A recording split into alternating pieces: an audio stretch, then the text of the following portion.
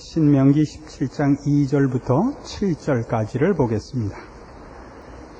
내 하나님 여호와께서 네게 주시는 어느 성 중에서든지 너희 가운데 혹시 어떤 남자나 여자가 내 하나님 여호와의 목전에서 악을 행하여 그 언약을 어기고 가서 다른 신들을 섬겨 그것에게 절하며 내가 명하지 아니한 1월 성신에게 절한다 하자. 혹이 그 일을 네게 고함으로 내가 듣거든 자세히 사실하여 볼지니 만일 그 일과 말이 확실하여 이스라엘 중에 이런 가증한 일을 행함이 있으면 너는 그 악을 행한 남자나 여자를 네 성문으로 끌어내고 돌로 그 남자나 여자를 쳐 죽이되 죽일 자를 2사람이나 3사람의 증거로 죽일 것이요 1사람의 증거로는 죽이지 말 것이며 이런 자를 죽이면은 증인이 먼저 그에게 손을 댄 후에 뭇 백성이 손을 댈지니라. 너는 이와 같이 하여 너희 중에 악을 제할지니라. 이 신명기에는 지금 우리가 읽은 이런 내용의 그 경고가 신명기 4장에도 있었고 13장에도 있었습니다. 이 하나님과의 언약을 깨는 행위, 하나님 이외에 다른 신을 섬기는 배도하는 행위들에 대해서는 용서 없이 가장 단호한 처벌을 내리도록 되어 있었습니다. 그들을 죽이라 이겁니다.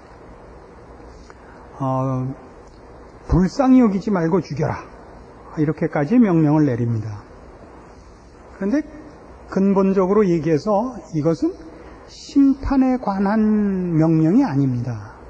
그러니까 이런 죄를 지은 자는 죽여야 된다라는 그 죽음에 처하는 죄도 있다라는 데 초점이 있는 것이 아니라 그렇게 함으로써 너희 중에서 악을 제하라 하는 데 초점이 있습니다. 그러니까 신앙 생활에 있어서 이 신앙 행위라는 것은 개인의 차원에서만 하나님 앞에서 우리의 책임이 있는 것이 아니고 공동체적 책임이 있다는 것을 성경이 얘기하고 있는 셈입니다.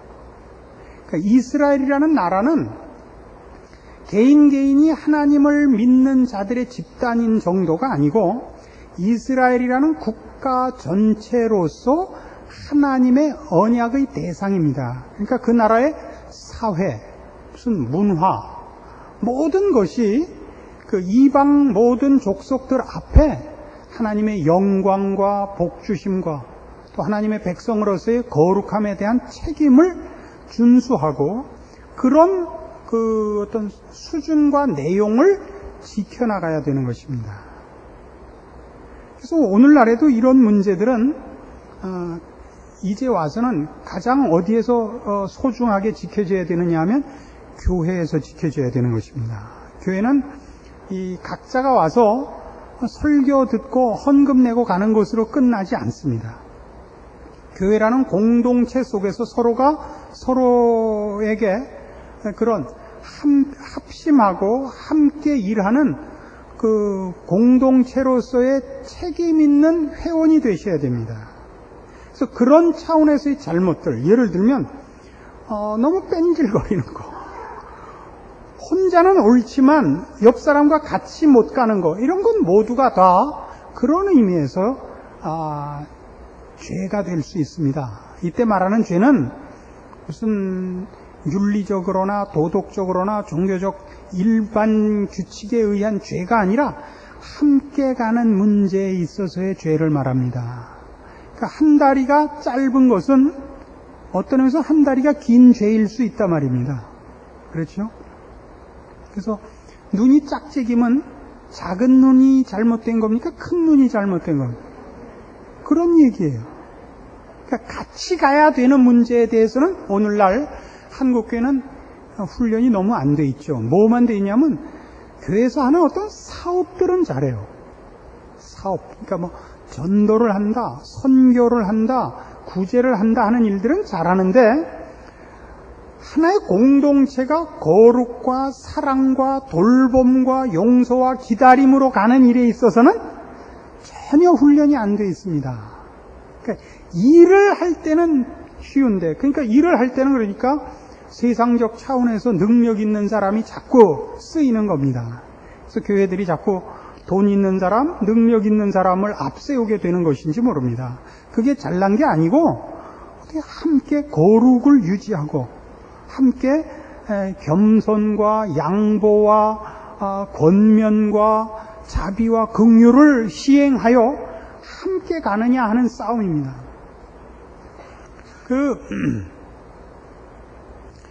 미국에서 이제 어떤 어린이들이 워싱턴 구경을 가게 됐는데요. 북부에 사는 어떤 학교에서 그 학생들이 어린 학생들이었다고 합니다.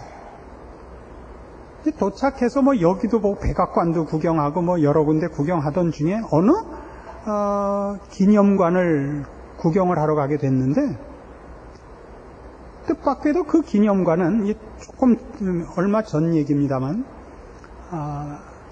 흑인은 들어가지 못하는 기념관이었던 것입니다.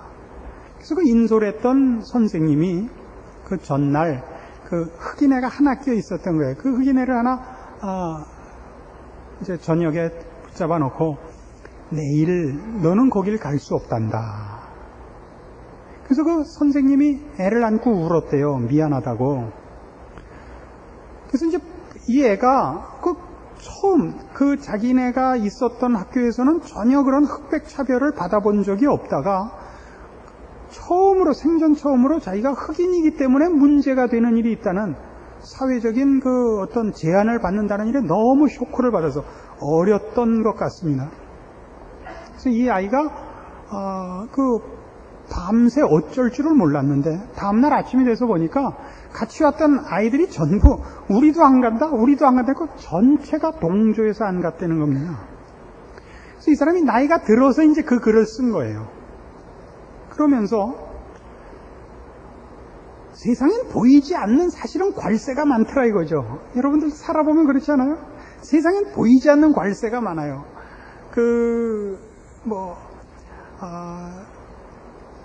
가문을 갖고 괄세를 하기도 하고 무슨 생긴 거 갖고 괄세를 하기도 하고 괄세하는 게 여러 가지가 있죠. 그 괄세를 이겨내는 가장 큰 힘이 어디서 생겼느냐 할 때, 어렸을 때 자기가 그 기념관을 갈 수 없었을 때 동료 학우들이 유치원생쯤 됐을 때 기억으로 기록이 된 기억입니다만은 그 아이들이 자기 편을 들어준 것이 언제나 힘이 돼서 누가 뭐래든지 간에 그래도 나를 이해해주고 내 편인 사람이 있었다. 그러니까 그를 이 세상에서 이렇게 매몰차거나 한을 품지 않는 사람으로 넉넉하게 극복할 수 있도록 살게 했다. 그겁니다. 우리가 믿는 신앙과 우리가 소원하는 목적 하나만을 가지고 이 세상을 그렇게 쉽게 이기지 못합니다. 우리는 참으로 많은 위로와 우리의 편이 필요한 때가 많습니다. 그런 것이 바로 가정이요 교회여야 되는 것입니다. 그래서 이 가정과 이 교회는 그 가정을 깨고 그 교회를 깨는 가장 치명적인 문제에 대해서는 단호해야 되는 것입니다. 가정을 깨는 건 뭐죠? 서로 간의 신뢰죠. 부부 간의 신뢰를 깨는 것, 부부 간의 사랑을 방해하는 것은 뭐든지 제거돼야 됩니다. 그 중에 제일 큰 게 뭐예요? 그래서 바람 피는 거죠. 바람 피는 것이 가장 큰 죄인 것은 윤리적 도덕적 차원에서의 문제가 아닙니다. 그것은 부부라는 그 전 인격의 결합을 깨는 것이죠. 그 사랑과 신뢰와 존경을 깨는 것입니다. 그다음부터는 왼수가 되는 거 아닙니까? 자식 때문에 참지. 이건 안 되는 것입니다. 마찬가지로 교회는 이 이스라엘 백성에게서와 마찬가지로 하나님만을 모든 우리의 소원과 자랑과 주인과 공경의 대상으로 삼고 그로부터는 생명과 진리와 내용과 목표와 원칙이 나오는 것을 근거로 해서만 교회가 성립되는 것입니다. 여기는 이해나 자기 증명을 위하여 모인 단체가 아닌 것입니다. 그래서 이런 문제들이 생기면 단호히 제거해야 되는 것입니다. 그래서 교회에는 권징이라는 것이 있습니다. 처벌을 해야 되는 것입니다. 그 잘못한 자를 교회라는 이름으로, 교회라는 조직 혹은 그 단체의 힘으로 처벌을 하자는 데 목적이 있는 것이 아니라 무엇을 지켜야 하는가를 상기시키기 위하여 이 얘기가 나와 있단 말입니다. 그래서 여기서도 얘기하는 바와 같이 이런 처벌 문제에 있어서는 그 처벌이 개인의 원한을 갚는 복수가 되거나 상대방을 제거하여 어떤 이익을 취하려는 차원에서 일어나면 안 된다는 것 때문에 그걸 사실해보라, 두세 증인이 꼭 있어야 된다라는 단서가 붙는 것입니다. 그래서 대표적인 예로 13장에 가보시면, 같은 신명기 13장 13절, 너희 중 어떤 잡류가 일어나서 그 성읍 거민을 유혹하여 이르기를 너희가 알지 못하던 다른 신들을 우리가 가서 섬기자 한다 하거든 너는 자세히 묻고 살펴보아서 이런 가증한 일이 참 사실로 너희 중에 있으면 너는 마땅히 그 성읍 거민을 칼날로 죽이고 그 성읍과 그 중에 거하는 모든 것과 그 생축을 칼날로 진멸하고 또 그 속에서 빼앗아 얻은 물건을 다 거리에 모아놓고 그 성읍과 그 탈취물 전부를 불살라 네 하나님 여호와께 드릴지니 그 성읍은 영영이 무더기가 되어 다시는 건축됨이 없을 것이니라. 너는 이 진멸할 물건을 조금 더 네 손에 대지 말라. 그리하면 여호와께서 그 진노를 그치시고 너를 긍휼히 여기시고 자비를 도와서 너의 열조에게 맹세하신 같이 내 수효를 번성케 하실 것이라. 무슨 경고가 있나 보세요. 이 진멸할 물건을 조금 더 내 손에 대지 말라. 그러니까 상대방의 재물을 탈취하기 위해 상대방을 범법자로 몰아서, 이 중세시대에 늘 있었던 거죠. 그죠? 종교 재판에 걸어서 상대방을 죽여 그 물건을 탈취하는 것. 아합이 그 이웃집 포도원을 빼앗은 방법이요. 그렇지 않습니까? 말하자면 우리가 믿는 종교의 이름으로, 신앙의 이름으로 자기 이익을 취하는 데 써먹는 일은 얼마든지 가능한 것입니다. 사람은 악하고 죄는 별하별 탈을 다 쓰고 등장하기 때문입니다. 언젠가 누가 와서 그런 하소연을 하더라고요. 목사가 사기를 치더라 이거예요. 그래서 그랬죠. 목사는 사기치지 않습니다. 목사님, 그런 소리 하지 마십시오. 제가 피해 당사자입니다. 그래서 제가 그랬죠. 그건 목사가 사기를 친 게 아니라 사기꾼이 목사를 하는 거죠. 사기꾼은 사기를 치기 위해선 뭐든지 합니다. 대통령 아들도 되고, 대통령 아버지도 되고, 대통령 친구도 되고, 대통령 이웃집 사람도 되고, 그죠? 목사도 되고, 필요하다면 자기가 메시아가 되기도 하는 것 아닙니까? 사기꾼이 못할 건 뭐 있어요? 그래서 사람이 이런 일들을 공동체를 위하여, 신앙을 지키고 신앙의 공동체의 유익을 위하여 이것을 쓰지 않고 개인의 이익을 위하여 쓰는 데 대하여 그래서 엄중히 경고하는 것입니다. 그러니까 우리도 마찬가지예요. 한 교회에서 우리가 제일 많이 쓰는 말이 뭐냐면 사랑이 없어요. 굉장히 그 일종의 비난과 또는 어떤 때는 상당한 분노를 가지고 이런 말을 하는 성도는 어느 교회나 있습니다. 어느 교회나 우리 교회는 사랑이 없어 이 얘기를 하는데 그건 다 뭐냐면 자기가 이 교회에서 대접받지 못한다는 데 대한 분노지 실제로 교회가 사랑이 있다 없다에는 관심이 없어요. 이 교회는 사랑이 없어, 그러니까 확 망해야 돼 이거지, 이 교회는 사랑이 없구나, 나라도 일찍 와서 빵긋빵긋 웃자, 이러는 사람은 아직 못 봤단 말이에요. 사랑이 없다는 소리를 온갖 인상을 다 쓰면서 얘기한단 말이에요. 이건 아니에요. 그렇게 써먹으라는 것이 아닙니다. 여러분이 소속한 신앙 공동체에서 어떤 약점을 발견하고도 그걸 메꾸세요. 언제나 얘기하죠. 네덜란드 소년, 뚫어진 뚝에 팔 받고 죽은 소년이 되시라 말이에요. 근데 우리는 뭐라 그래요? 거봐. 그렇다 그래요. 거봐. 그래서요, 거봐나? 안 봐나? 다 같이 휩쓸려 죽는 거예요. 그러니까 이런 법들을 시행하는 데 있어서 얼마나 조심해야 되는가. 그래서 우리가 놓치지 않아야 됩니다. 그래서 우리는 여기서 뭘 배우느냐 하면 바로 신앙이라는 것이 개인적 차원의 책임 이상으로 공동체적 차원의 책임이 있다는 걸 배운단 말이죠. 대표적인 예가 이겁니다. 갈라디아서 6장에 가보시죠. 신약성경 갈라디아서 6장 1절. 형제들아, 사람이 만일 무슨 범죄한 일이 드러나거든 신령한 너희는 온유한 심령으로 그러한 자를 바로잡고 네 자신을 돌아보아 너도 시험을 받을까 두려워하라.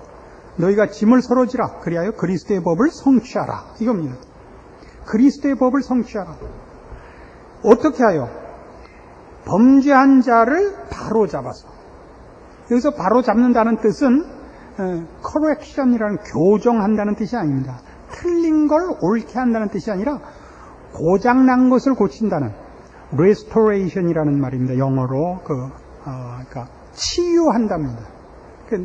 여러 번 그 말씀을 드렸습니다만 부러진 팔을 부목을 대고 목에다 건 것 같은 것이다 이거죠. 우리 신체 중에서 제일 수고하는 게 어디라고요? 목이라 그랬죠. 왜요? 돌을 이고 다니니까. 그렇잖아요. 이보다 힘든 게 어디 있어요? 그 목에다 부러진 팔을 석고를 해서 부목을 대고 석고를 해서 목에 갖다 걸어도 몸이 전체적으로 불평을 안 하죠. 왜요? 그래갖고 이 팔이 나야지 부러진 팔 잘라버리는 사람은 없단 말이죠. 그러니까 이 팔은 팔 하나만의 그 존재 가치가 있는 것이 아니고 전체 몸의 일부란 말이죠. 그래서 이 팔이 혼자였다면 부러졌을 때 끝이죠. 그러나 이 전 몸이 있으니까 말하자면 신앙 공동체가 있음으로써 한 사람의 잘못됨이나 범죄함이 그대로 끝장이 나지 않고 치유되고 위로받고 권면받고 하는 유익과 결과가 있어야 된다는 것이 바로 이 어떻게 보면 심판적으로 오해하기 쉬운 이 명령의 사실상의 그 내용입니다. 우리가 우리 몸을 아끼듯이 기침을 하면 병원에 가보듯이 배가 뜨끔거리면 병원을 가보듯이 어느 것 하나에만 국한된 것이 아니라 전체 몸이라는 입장에서 봐야 된단 말이죠. 그것을 에베소서에 가면 이렇게 얘기해요. 에베소서 2장 20절 보시면 에베소서 2장 20절 너희는 사도들과 선지자들의 터 위에 세우심을 입은 자라 그리스도 예수께서 친히 모퉁이 돌이 되셨느니라. 그의 안에서 건물마다 서로 연결하여 주 안에서 성전이 되어가고 너희도 성령 안에서 하나님의 거하실 처소가 되기 위하여 예수 안에서 함께 지어져 가느니라. 여기서 말하는 함께 지어져 간다는 건 어떤 그 상상을 하고 있는 것이냐면 그 그림이 축대를 쌓는 것과 같은 것입니다. 요즘은 이 규격화된 벽돌이 나와서 뭐 쌓는 게 뭐 별 신통하지 않습니다만 자연석으로 축대를 쌓는 생각을 해보십시오.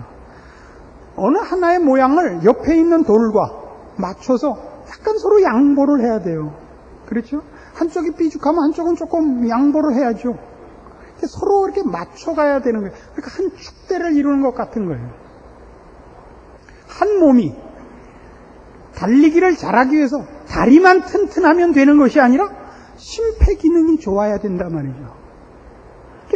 함께라는 걸 잊지 말자 말이죠. 그렇게 해서만 나타나는 게 뭐죠? 그 대표적인 예로 가정에 관한 성경의 교훈인 에베소서 5장 22절 이하에 있는 부부됨에 대한 정의를 보십시오. 부부란 뭐냐? 그러면 개인과 개인이 하나님의 자녀로서 개인과 개인이 갖는 신앙의 어떤 직분에서 가정이라는 직분으로 높이 부름받는 것이라 이렇게 가르치는 것입니다. 부부가 됨으로써 비로소 남자는 예수 그리스도가 어떤 분인가를 남편이 되어 그 예수 그리스도에 관한 상징을 직분으로 가지게 되고 아내가 됨으로써 그의 사랑을 받은 교회의 상징을 직분으로 비로소 갖게 됩니다. 그러니까 혼자 사는 것은 이게 안 되는 겁니다. 부부로 부름을 받았을 때 비로소 한 개인의 신앙, 하나님 앞에서 순결하고 거룩하고 성실한 신앙을 더 넘어선 예수 그리스도가 우리에게 어떠했는가를 나타내는 직분을 가져요. 그래서 여기는 남편들은 누구예요? 예수 그리스도께서 교회를 사랑하시고 위에서 그 몸을 주신 것 같은 책임 있는 직분을 가지게 되는 것입니다. 남편이 됨으로써 아내를 사랑하고 가정을 지키는 일에서 이것을 드러내는 겁니다. 결혼을 해보면 모두가 다 결혼의 조건을 뭘 내세우느냐면 다 예전엔 모르겠습니다만 요즘은 다 젊은 남녀들이 첫 번째 조건이 이해심 많은 사람이에요. 그죠? 이해심 많은 사람. 말은 멋있지만 이게 무슨 얘기냐면 결혼을 해도 지 맘대로 살겠다는 거예요. 서로 얽매이지 않겠다는 거예요. 이웬수들이. 그러면 결혼은 왜 하는 거예요? 혼자 살지. 말을 곧다우로 하기 시작을 했어요. 그죠? 근데 결혼을 하면 둘이 얽매이는 것입니다. 내가 일어나고 싶을 때 일어나고 내가 먹고 싶은 거 먹고 내가 하고 싶은 거 하게 그렇게는 안 돼 있어요. 둘이 함께 해야 돼요. 상대방의 동의를 받아내야 돼요. 우리 예수님께서 우리를 구원하기 위하여 우리 모습으로 인간이 되어 이 땅에 오시는 것입니다. 우리의 모든 연약함을 체휼하시는 것입니다. 우리 편에 서시는 거예요. 우리의 입장을 다 경험하시고 우리 편을 드시는 겁니다. 예수님께서는 예수님 편하게 독재로 우리의 머리가 되시거나 우리의 구주가 되시는 것이 아닙니다. 우리의 모든 연약함을 체휼하시는 것입니다.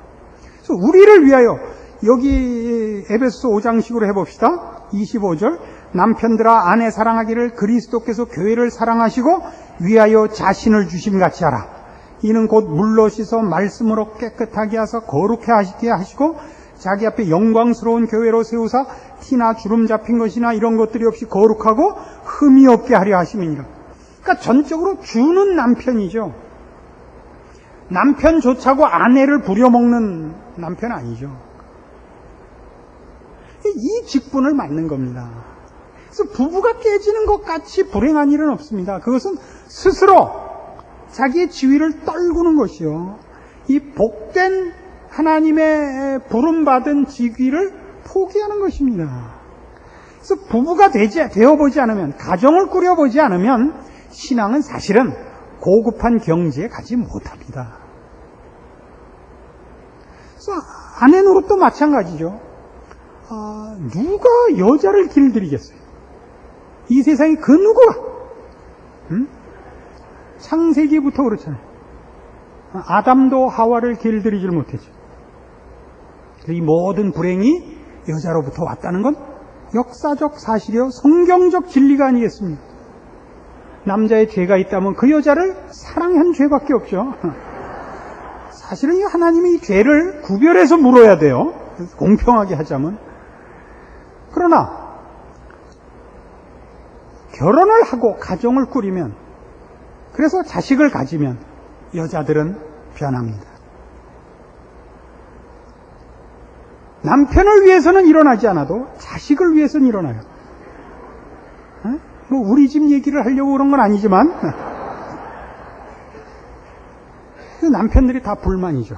당신 그럴 수 있어? 그럼 여자들의 답은 언제나 한결같습니다. 당신은 남의 자식이잖아. 자기 자식만 챙겨요. 그러나 하여튼 우리는 가정을 꾸림으로써 거기서 권위와 복종과 사랑과 신뢰를 비로소 형성하는 것입니다. 가정이 없으면 그 관계를 가질 수가 없죠. 대역이 없으니까. 권위의 대상, 순종의 대상, 사랑의 대상, 용서의 대상이 없는 것입니다. 그래서 이런 교회라는 것은 그 단체가 힘을 모아서 무엇을 하는 숫자가 아닙니다. 이렇게 모임으로써 우리는 비로소 거룩을 꽃 피우고 진리를 열매 맺고 그 일을 위하여 힘을 모으는 데가 되는 것입니다. 이게 신앙 공동체입니다. 그래서 하나님께서 이스라엘 백성에 대해서 그토록 진노하시고 여러 번 벌을 주셔야 됐던 이유가 뭡니까? 개인으로는 의인들이었음에도 불구하고 다니엘, 예레미야 이런 사람들은 억울하죠. 그러나 이스라엘이라는 국가가 다른 나라의 포로가 될 때 그들이라고 그 운명을 모면하지는 못했던 것입니다. 왜요? 전체에 대한 책임으로 묻기 때문입니다. 그래서 오늘날 우리도 마찬가지입니다. 우리의 신앙이 이런 차원에서 눈을 뜰 줄 알아야 됩니다. 여러분, 가정, 여러분이 좋아서 결혼하고 여러분들이 사랑하는 자식하고 사는 것도 웃는 날보다 승질내는 날이 더 많은데 남끼리 모인 교회에 무슨 웃을 일이 있겠습니까? 뭐 꼭 입맛에 맞는 게 다 있겠습니까? 이것이야말로 훈련장인 것입니다. 공부가 맛있어서 한 사람이 어디 있습니까? 그러나 철이 들어보니까, 여러분이 부모가 돼서 여러분 자식을 키워보니까 공부는 잘해야겠죠. 애들은 젓가락질이라도 제대로 시키고 애들 가기 싫어도 이빨 교정시켜야 되잖아요. 안 그래요? 마찬가지입니다. 여러분 자신을 위하여 하나님께서 여러분에게 요구하시는 모든 것을 채우기 위하여 유일한 훈련의 장소와 과정은 교회밖에 없는 것입니다. 거기에 여러분이 와서 열심히 참여하고 함께 죄악을 몰아내고 하나님의 사람으로서의 아름다움과 영광들을 여러분들이 격려하고 힘을 모아 만들지 않으면 그 학교의 수준만큼 그 학생들이 되는 것 같이 그 교회의 수준만큼 그 교인들의 신앙이 제한을 받는 것입니다. 이런 차원에서 우리는 오늘 이 하나님의 엄중한 경고가 왜 일어났는지, 그것을 우리가 적극적으로 어떤 책임을 져야 되는지 심각하게 자신의 신앙 행태를 물어봐야 됩니다. 좋은 말씀 듣고 감격하고 돌아가면 다가 아닙니다. 영화 보고 돌아가는 것 같으죠. 그게 다가 아닙니다. 거기서 여러분이 어떻게 울었든 어떻게 웃었든 어떻게 만족하고 어떻게 분노했든 그렇게 하나의 감상으로 남아서 될 일이 아닙니다. 훨씬 더 여러분의 삶의 중요한 현장으로서 여러분의 신앙 공동체를 만들고 지키고 거기에 책임을 지고 거기에서 혜택을 입는 자가 되어야 됩니다. 그러기 위하여 좀 더 하나님의 이 경고에 대하여 여러분 각성하시고 또 예민해지시기를 바라고, 여러분의 신앙이 따로따로 하나씩 이 각계격파되는 것 같이 힘없이 세상에서 표류하는 현실에 대하여 여러분 심각하게 반성하기를 바랍니다.